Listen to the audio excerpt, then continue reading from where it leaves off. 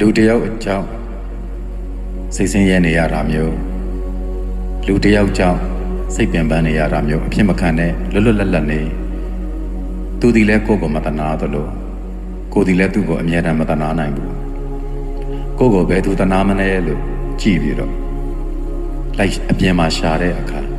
သူတို့ဒီလဲသူတို့အကျိုးအတွက်သာသူတို့လုပ်နေကြတာဖြစ်တဲ့အတွက်ကိုယ့်ကိုသူတို့မတနာအားဘူး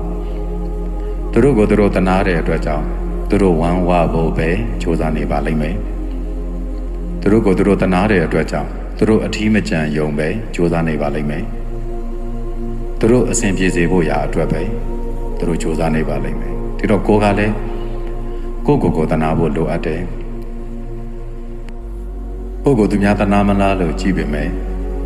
အဲ့ဒီလူတွေဟာကိုယ့်ကိုမတနာနိုင်ဘူးဆိုတာတွေ့ရလိမ့်မယ်ကိုကတနာပေးလိုက်လို့သူတို့ဘက်ကတန်ပြန်